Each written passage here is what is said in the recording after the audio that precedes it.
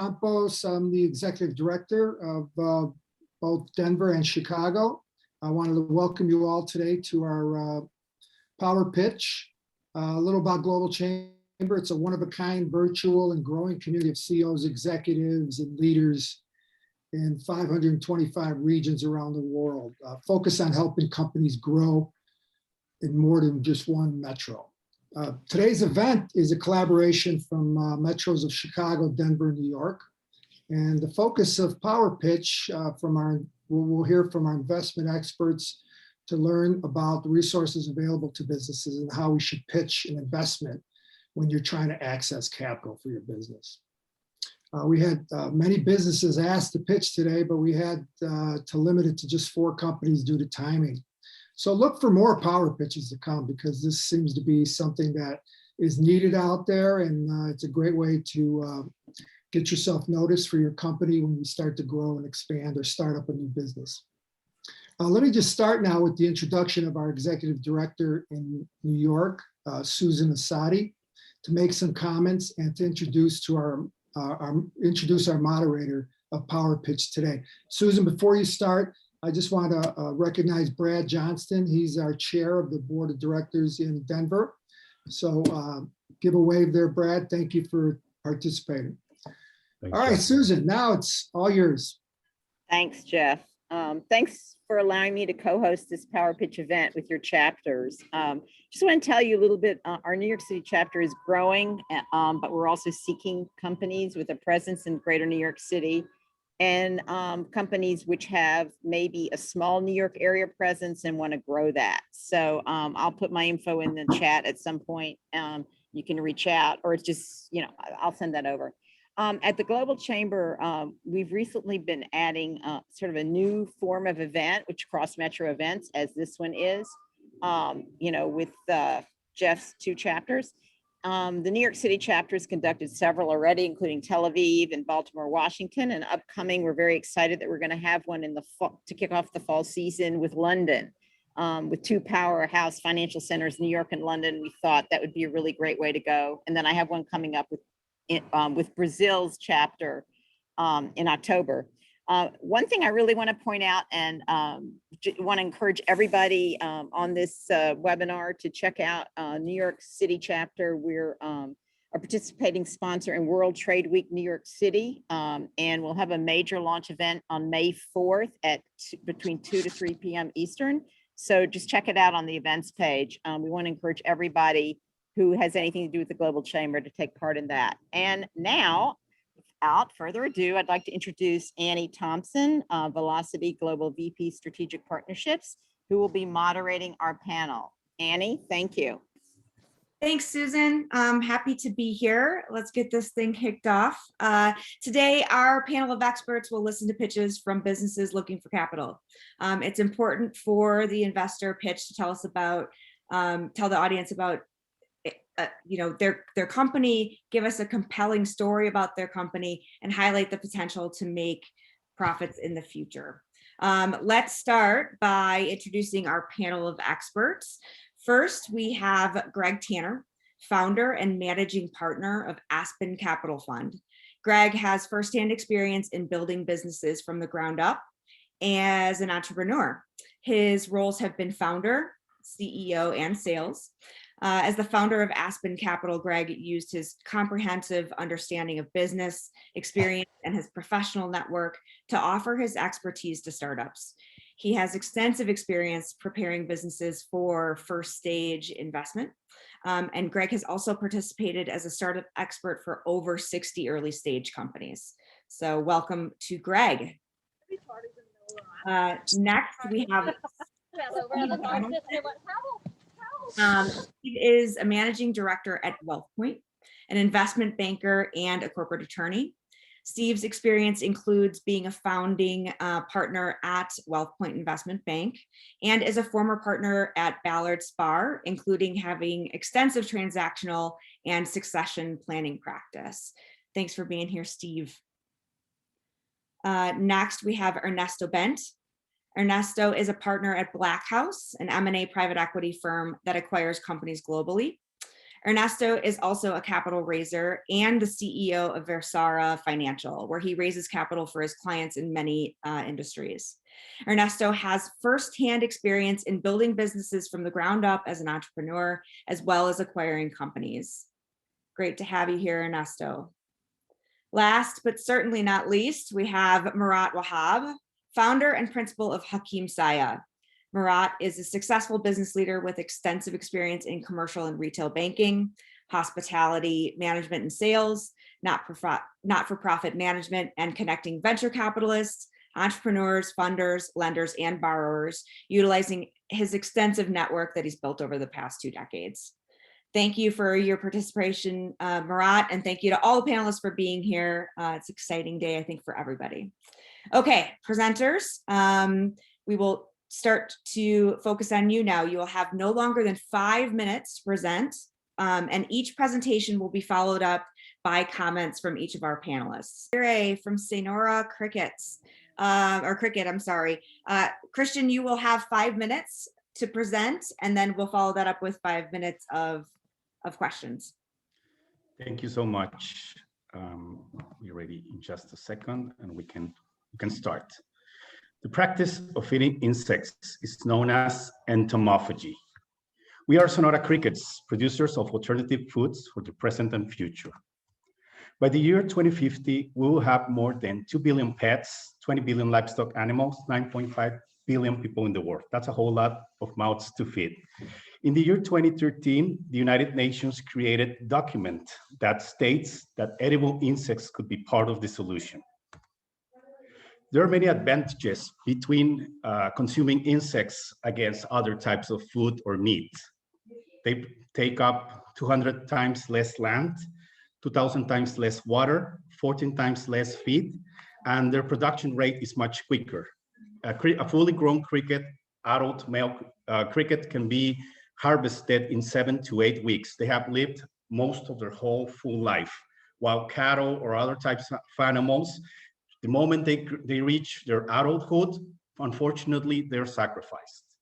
Other advantages include iron, omega-3, and protein, which crickets are rich in. The edible insects market is set to become an $8 billion industry in the next few years. That is stated by the year 2030. And the expected growth of the edible insect market, at least in the markets we want to focus, like in North America, will grow from $44 million to $153 million in only 5 years. Latin America from $92 million to $250 million, and Europe $82 million to $261 million. Sonora Crickets will be the first edible cricket farm in Northwest Mexico. We will specialize in different categories such as human consumption, pet food, animal feed. Our main markets will be USA, Canada, and Europe, but we will also focus in Latin America. We can have a functional cricket farm in 9 to 12 months, starting with just a few thousand crickets. We were trained by cricket producers in the USA.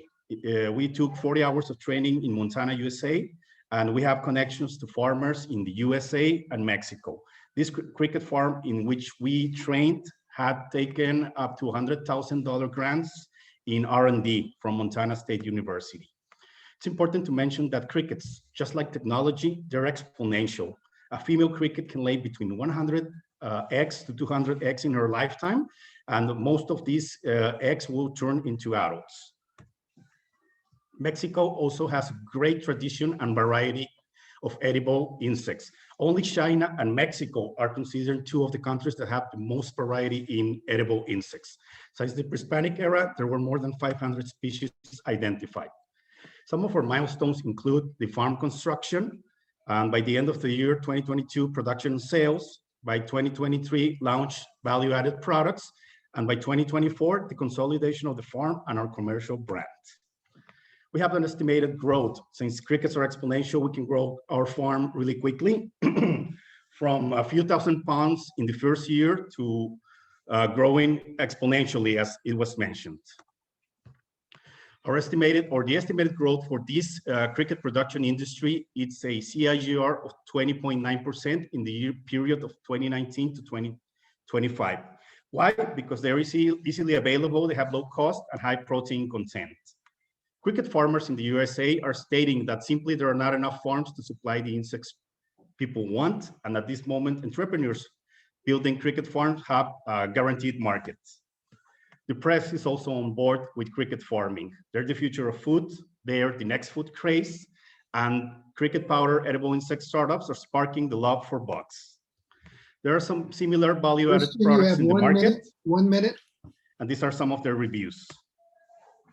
We're looking for a $200,000 investment for production, operation, growth, legal, establishing the farm, among others. This is our team, Alex Torres and Christian Aguirre. We took the 40 hours training with cricket farming, and we have different specialties. Mine is business, international markets, and Alex Torres is a civil engineer. We have a farm location in Northwest Mexico, in the city of Hermosillo, Sonora. We have a 15-hectare piece of land which we plan to transform in the cricket farm in the near future. Sonora crickets. Crickets taste good and they're good for you. Thank you. Perfect. Thank you, Christian. Thank you, Christian. That was great. Steve, you so over to much. you for the first question.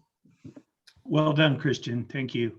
So question for you would be, can you give us an idea of production, the amount of production? You gave us the number, but, and what those cost. In other words, how many do you have to produce and where do they go and how much they cost? Just to give us an idea of revenue off of your production, if you don't mind. Sure. I mean, up until last year, right now, as I mentioned, this is a project that is in pre-seed mode. And we have been talking to many farmers in the United States, farmers in Mexico, and we detected that one of the main problems was farmers in the USA and Canada. They had really high cost of electricity, rent, labor, and many things like that. So we had this idea to bring production into Northwest Mexico, so we could send the product to the north, into the USA market, to the Canadian market, and that's why, because costs were around $8 to $6 per pound. But of course, they could sell the pound of dehydrated crickets or powder crickets at around $40.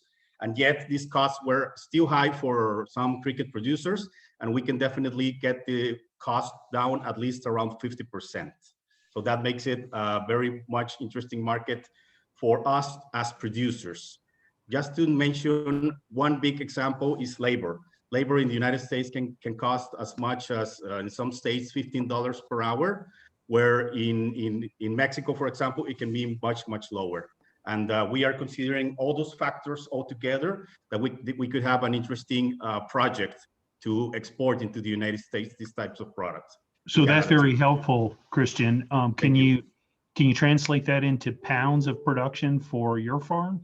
Yeah, we were stating that the first year we would be considering 3,000 pounds of production, but after the first year, which is the process where you have the little crickets, you start growing them and you consolidate the farm after month 9 to 12, then we get into the interesting part of the production, where we could be easily producing around 1 to 2 tons of crickets per month. So we would be talking about 2,200 pounds per month or 4,400 pounds per month, as much as we grow. Great. Thank you so much, Steve and Christian. Over to Murat for a question. Thank you, Annie.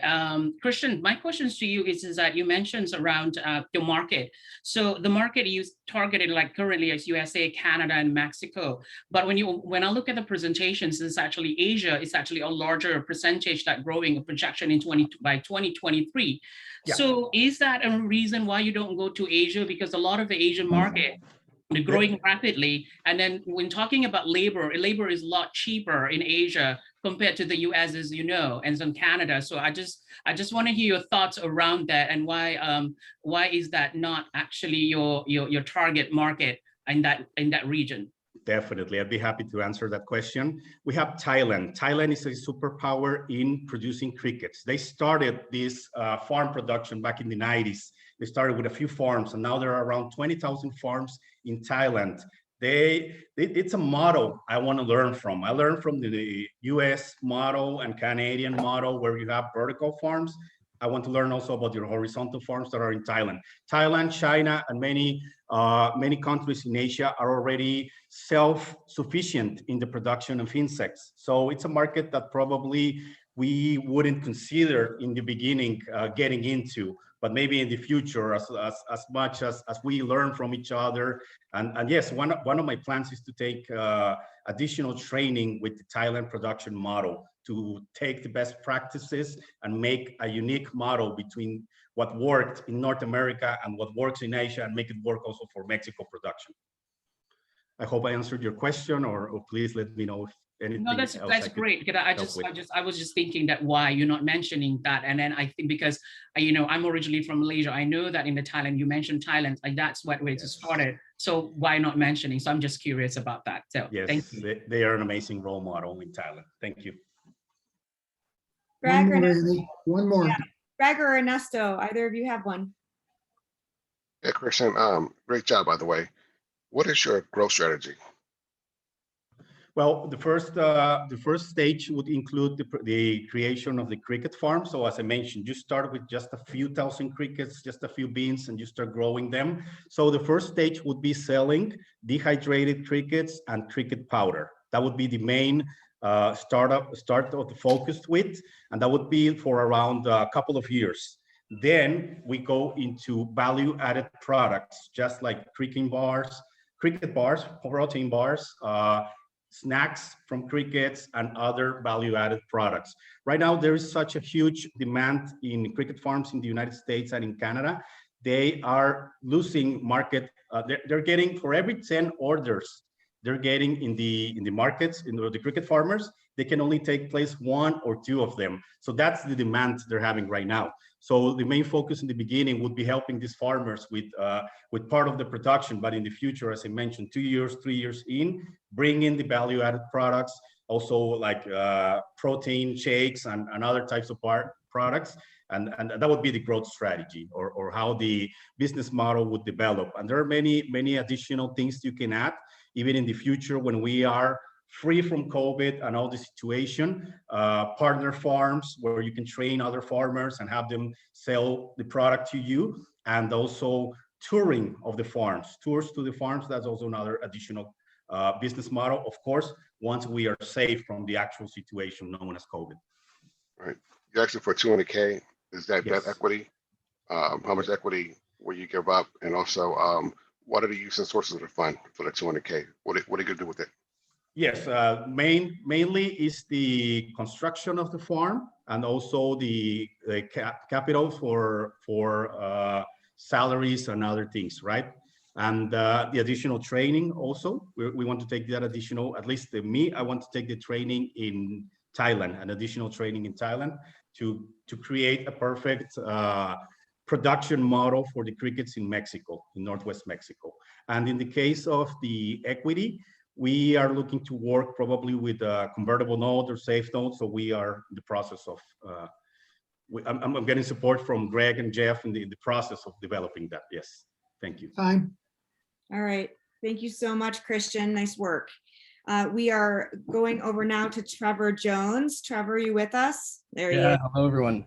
All right. Trevor's from Lynx Global. You've got 5 minutes for your pitch, and then we will move it over to the panelists for their questions. Awesome. Thanks a ton, Annie. Thanks also, Christian. If you could send some cricket protein powder up to Denver, I'd love to try it. And it's also good to see you again, man. But I'm Trevor Jones. I'm the CEO of Lynx Global Intelligence here in Denver. We're a B2B SaaS company. We help large enterprise across the globe mitigate their ESG and kinetic risk as well around their assets and operations. And I'll break down what all those acronyms mean quickly here in a second. But I'll jump into a deck really quick and share that because I think that'll help us kind of move along quickly.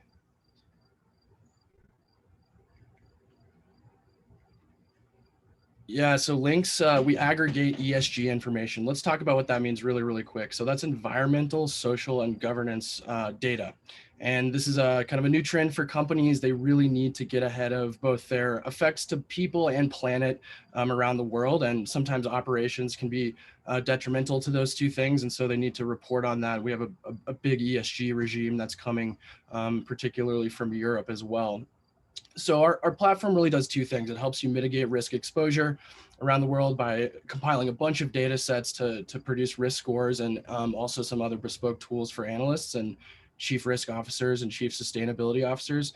But we're also getting into the compliance game. So we actually have global and national mandates that are coming down around the protection of society and the environment that companies are going to have to report on. This is a bit new to us in the United States after the last 4 years, but we're actually behind Europe a little bit and also behind Asia in some respects in terms of these compliance pieces.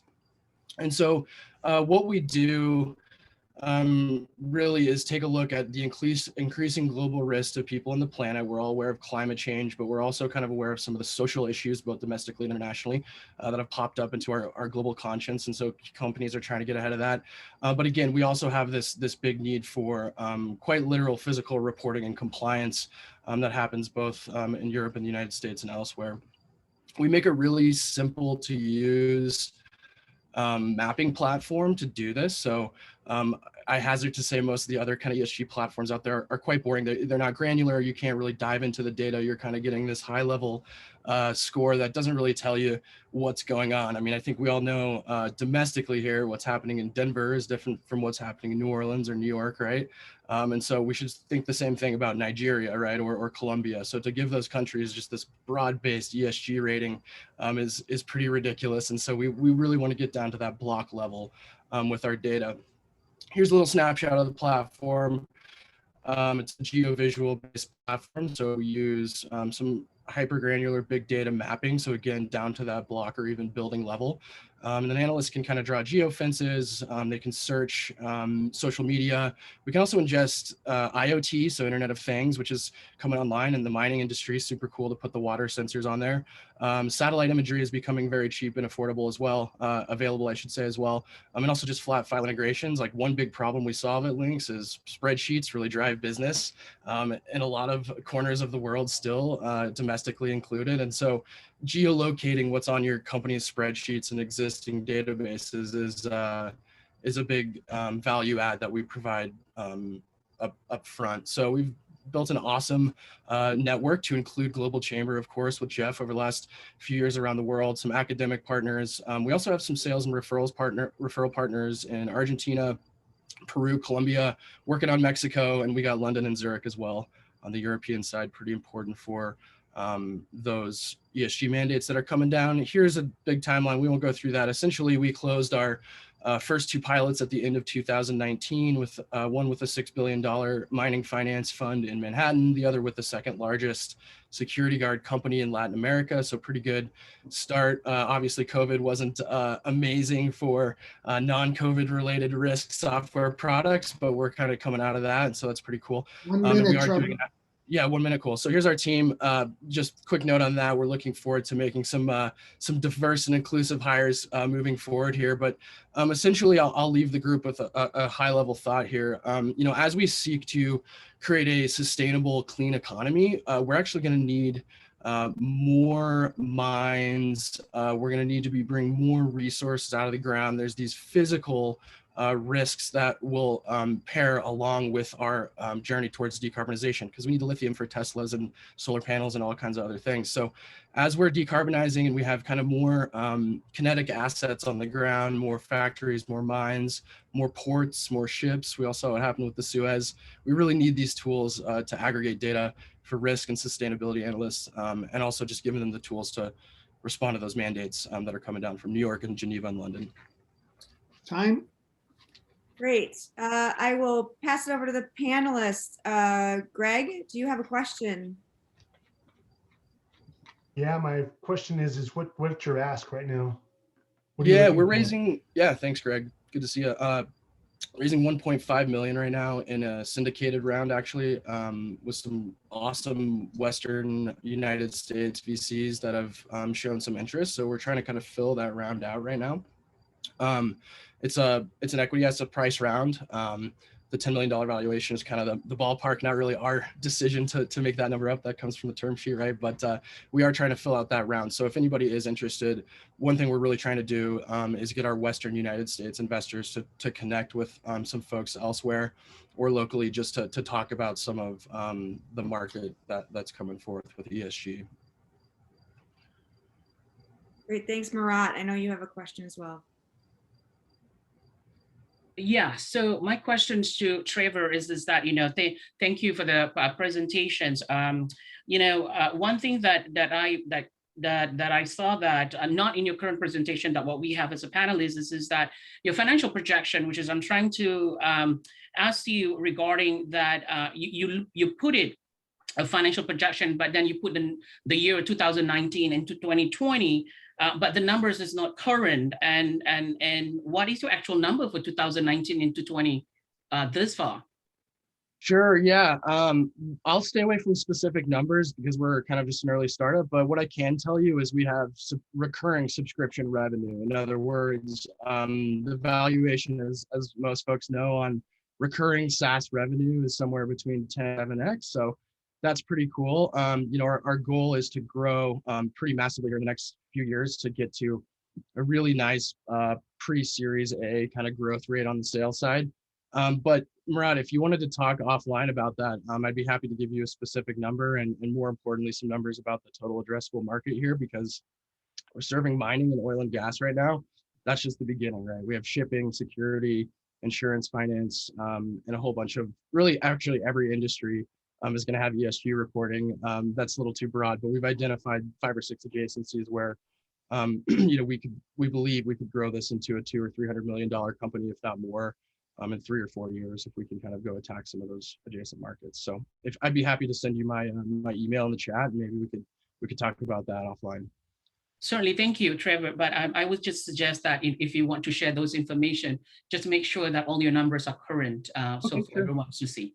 Yeah, absolutely, Murat. And we have a data room too. So for super interested in investors that are, because we're doing diligence with some of these other funds too. So if we want hyper granular information too, I'd be happy to send you a login to the data room to see the current number.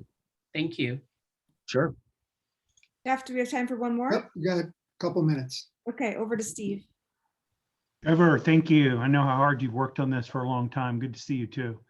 Can you talk to us about your sweet spot client, what the profile of that client looks like, and how it is you market? Yeah, sure. So right now, the most traction that we're getting out of kind of the segmentation and mining, for example, is junior and mid-tier miners around the world. So it's funny because we talk to Newmont and Vale and the big majors a lot. They're trying to figure this out in-house. There's thousands of miners around the world, to include here, right, downtown Denver, that are trying to understand their ESG risk and reporting in places like, Africa and South America and Southeast Asia, right? And so helping those mid-tier teams, and maybe they're really great on the finance piece, they're great on the exploration piece, they're definitely great on the geology piece, but they're kind of missing that social and environmental risk factor, which is just, frankly, everybody has to do it. Both kind of in terms of the right thing to do, but also just because these mandates are coming down very rapidly to garner investment in your mid-tier mining fund. So even if your mid-tier fund or mid-tier operator has 1 or 2 assets around the world, they're still in potentially pretty risky spots, and so giving that coverage to them is pretty helpful. So mid-tier and junior miners, also anybody else in the extractive piece. But I will say that our technology can speak to a lot of other ESG issues just tangentially. Shipping's next as well. But right now it's mining, oil and gas, and it's the juniors and the mid-tiers. And they can still, again, to cover your investment in Democratic Republic of Congo, which may be $100 million or less or more, our price point per month to give you extra information about the environmental, social, and security risk to your asset is pretty reasonable for them. It's definitely a great value. Hi, Manny. All right, thanks, Jeff. Thank you so much, Trevor. Nice work. Thank you, Ann. Yeah. All right. Last but not least, we've got Jonathan Smith from Link Technology. Jonathan, you ready? Yes. How you going? Hi, everybody. I'll just share. No problem. I'll just share my screen here. And I got stuck in. Thank you very much for giving the opportunity to talk at this event. This is really exciting. Link Technology is the world's next generation contactless digital sizing system for jewelry e-commerce. And the question I'm going to ask all the panelists is, do you know your ring size? Well, hopefully by the end of this presentation, Link will show you that we can tell you your ring size. And my background is 20 years working in luxury retail. I pivoted my career, went back, big interest in software, went back and just completed a master's in software development at Queen's University in Belfast. And this is where I realized the relevance of e-commerce coming through, and that the opportunities within e-commerce and the inefficiencies within the large luxury global brands. I got engaged, as many couples do, a life event. And I realized that the way to size a ring was either go to a bricks and mortar store or a piece of paper, or obviously we have, as you can see, a piece of string. And this is a $328 billion industry, and they're sizing themselves with a piece of string. There's 16 million annual search volumes for what is my ring size. So it's a global problem. That's across 8 languages. So the current solutions are in-store sizers you can buy on Amazon, which take a week, a piece of paper, and obviously a piece of string. And those languages, that's not even the Chinese and Japanese volumes as well. Example of the brands, some of the brands that are active at the minute on smartphones that can't be purchased without knowing your ring size. Obviously Tiffany & Co. just been purchased by LVMH Group by 15.2 billion. But the ring sales part of the jewelry market's worth $90 billion with online and offline sales. And this is what the journey for customers currently like. So we're talking high cart abandonment, loss of revenue, customers going to competition, disappointed customers. You have to have a printer, a piece of paper, or a pair of scissors to complete this transaction. So what Link wants to do, we intend to be the Stripe of the sizing market. So we're ubiquitous and plug into between the retailer and the customer, and we get your exact size. How do we solve this current problem? Well, it's a 99.9% ring size in seconds. We use AI machine learning. We have an API button which sits in jewelry stores' websites. It's seamless, contactless, one-touch measurement. You can use it anywhere. We've got patent pending on our IP. Obviously, we're accelerating the customer journey. So the benefits of retailers are global universal sizing, standardization. We're boosting the conversion, reducing cart abandonment, and also the costs associated with the ring going back and forward to jewelers. And obviously, most important, carbon footprint will be reduced as well as those as an improvement in efficient sales and customer practices. Our key thing is obviously our data. We'll be able to have data insights across the purchasing channel as well, and that'll improve obviously manufacturing supply as well. Currently in conversation with De Beers Group, LVMH as well, who obviously this is a pain. De Beers Group is down 75% sales because their bricks and mortar store closed in 2020.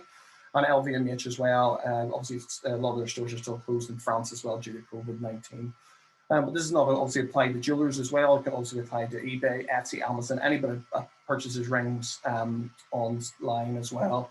We're currently a pre-seed company, and we're looking at investment to go towards a beta pilot to partner with the likes of De Beers and LVMH and accelerate our development towards commercialization as well. We have some rough figures of transactions. We're looking at a transactional model for our product.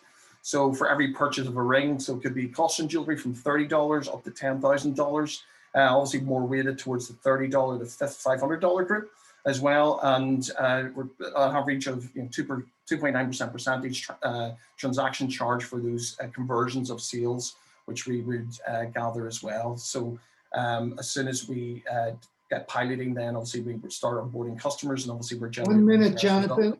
Okay. We have future developments as well. Obviously, we're looking at wrist measurement bracelets, watches. We're looking at measure enhanced for bespoke size gloves, looking at golfing, military, medical as well, and integration into AR and VR for future e-commerce as well. And we're in a pre-seed round. We're looking at $1 million with 20% equity to help develop this product, because the key to this is accelerating the market very quickly, because we're going to be the only one in the marketplace doing this at the minute. And any questions? Thank you very much. Great. Any of our panelists have a question? Yeah, great presentation. So I have the privilege to have met you before, Jonathan. So Yes. And see the technology, which is fabulous. So you just download if I get this right, you download the app, and the app uses AI to measure my finger, correct? Yes, basically there's going to be an API version, which someone like Tiffany's, for example, would embed in their website. So the customer will go to the store, access the API, will trigger our system, which works off a back end on Amazon, and then you'll be able to measure your finger, whatever finger you want to purchase a ring for. Also, then there will be a potential for an app version as well, which is obviously looking at a commercial marketplace as well. which will direct customers as well to the jewelry stores as well. And I know that you're in Belfast. Is that €1 million or $1 million US dollars? Well, I was putting it as $1 million. We're looking at in sterling. It's approximately about sort of 800,000 sterling. Okay. Thanks. Thanks, Greg. Over to Steve. Jonathan, will you do a license? And good job, by the way. Will you do a thank you. license or will you do a subscription? How will this work? I was looking at a subscription model as well. I've been getting different advice. Someone says it go subscription because subscriptions are becoming more stronger. But looking at the Stripe model, obviously they're doing a total transactional model. They're obviously every transaction they're doing 5,000 a second. I thought with the percentage of the rings, the price point on the ring, maybe it is like a percentage of the price that the ring sold for that we would take.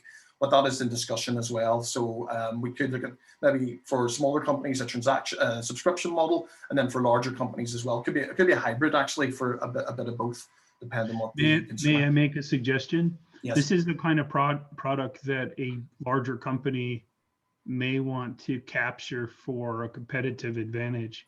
Yes. Have you thought about that at all? Yes, I've been speaking with De Beers. They were looking at exclusivity contract on it, and they were looking at it to be launched for December 2021 this year.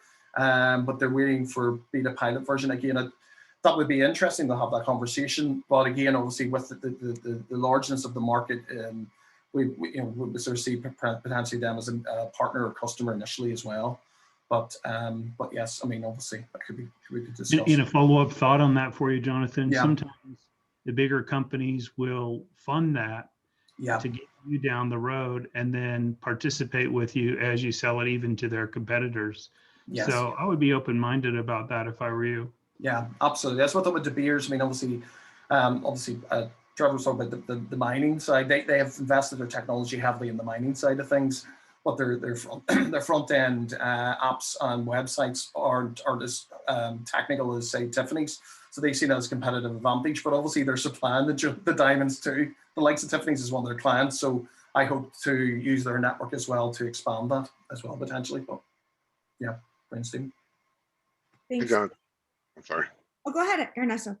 Jonathan, actually a question and a comment. Question, what do you need an 800K for?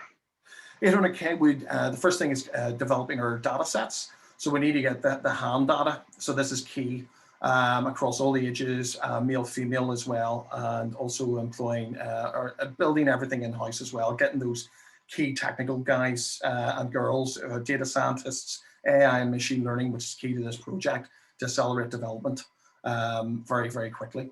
But obviously, getting the data sets was a hard part because of COVID as well, because we can't touch anybody. So that's sort of ongoing development. But obviously, we're looking at maybe partnering with a medical company to get these measurements a lot faster as well. So we would pay for that to get that quickly. Right. And I definitely like the technology. My suggestion is if you ever went to the Ulta app, you can actually take a picture and actually put the makeup on your face. You know, maybe have the hand, and you can put the ring on your hand to see how it looks. Absolutely. Well, I've got a couple of AR partners who are looking to combine. And so basically, obviously, what you will do, you can select your ring, style it, design it, hold it on your finger. Whilst you're actually on your finger, it'll be measured. You won't even know it and return your size straight away. So we'll see with 5G entering the market as well, or speed of the size back communication, it will be so much faster as well. Right. Good deal. Good job. Murat, we probably have time for one more question if you have one. Yeah, certainly. Thank you, Annie. My question is that, you mentioned the DBS and LMVH. So I know you mentioned that DBS is actually interested in doing the beta on the API. So for LMVH, I wanted to know, because there's a larger, just to echo what Ernesto's Ben said that, larger corporations like that. I'm curious, as these LMVH, what your thoughts are? I know you say that they're interested in, finding solutions and things like that. How are interested as well, just like DBS, where they want to use your products as a testing? Yes. I mean, it's sort of an ongoing conversation. So they do a brand called Forevermark, which competes in the market with Tiffany's. And it's geared towards Asia, the Asian market. So they were looking at possibly piloting with that because it's slightly selecting products and using it on that brand. Obviously, they see De Beers as their flagship, so they want you to come in store, which obviously you can't do, and have your glass of champagne and have that luxury experience. But obviously, with our technology, I want to get that experience as close as possible, make that sort of ubiquitous that you get that pleasure from enjoying making a purchase. And obviously, the cool thing is as well, we don't know if someone will buy a £6,000 $6,000 ring online because no one has been able to do it as yet.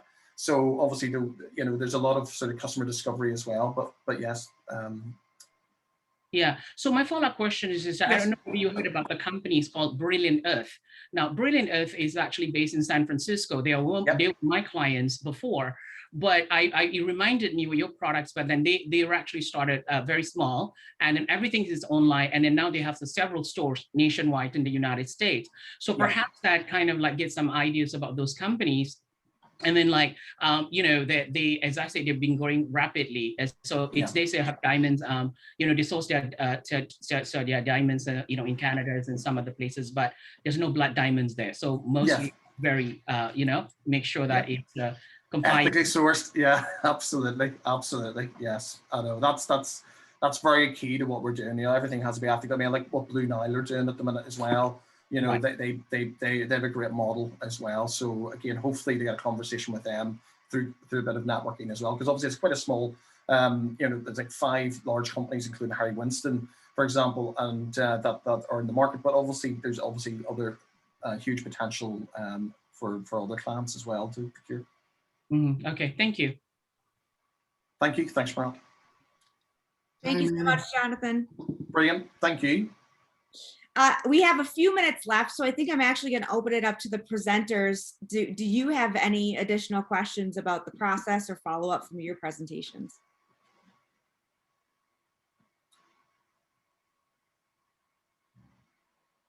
Jonathan, Christian? So if anybody wants to contact me, obviously it'd be fantastic for, I'm always looking as their guidance and mentorship, especially into the US market as well. We're sort of primarily we haven't obviously reached that stage yet, but we're looking at the sort of European market. So obviously any advice and guidance for that would be fantastic. If anybody wants to contact me. Christian, I also saw you pop on your video. Yes, definitely. I want to keep learning. I want any recommendations, and we are open to sharing any additional information in case of interest in this project, and any more information, even general information you'd like to learn about crickets. I'm so happy to share with you. Christian, someone asked, what do crickets eat? Crickets eat a combination of grains, alfalfa, and different types of, it's a special blend. Actually, it's something very interesting that I learned when I was visiting this specific farm from who I learned from, and that they had made this research thanks to Montana State University, was that they were creating a sort of super feed for the crickets. And now the crickets were growing bigger, stronger, with more rich in omega-3 and iron. So yeah, they have some additional ingredients like minerals and vitamins that makes them even richer than they naturally are. So yes, it's something very interesting. Thank you. We're learning so much today. Perez and Trevor, I do want to give you a second too. So Perez, any parting words or questions? Yeah, I'd like to thank you all for the opportunity to pitch to you all. And if you'd like to connect, I think you have my contact information. Also, if you know of any funds that may fit within the space that I'm in the marketplace space, please let me know that I can reach out to them as well too. Thank you kindly. Thank you, Perez. Yeah, I'm just happy to talk about ESG with anybody, both on kind of, how we're helping companies and also just what it means for these new standards that are coming out, because it's new, right? We're all kind of trying to figure it out together. I talked to SAP and AWS. We're all trying to figure this stuff out, right? So just an open conversation. And also, if anybody's thinking about getting involved in investing in ESG-oriented funds, I can try and help think about the de-risking piece. We don't even have to talk about links there too. But I just wanted to thank everybody. And again, Christian, send the cricket powder, man. Your complexion, you're glowing like I think it helps with everything, man. Thank you. You're definitely. Well, we are just right at time. I want to thank everybody for joining us today, all of our attendees, our presenters, and our panelists. Appreciate all of your time so much. It was a really fun event. Jeff, anything else to say before we sign off? No, you set it off. Great job, everyone. It was really great. This is our first one here, and we'll look for more. So thank you all for participating. Thank you, Thank you very Jeff. much. Thank you. Thank you, guys. You guys appreciate it. Brilliant. Have a great day. Thank you. Thank you, So everyone. much. Bye. Thank you.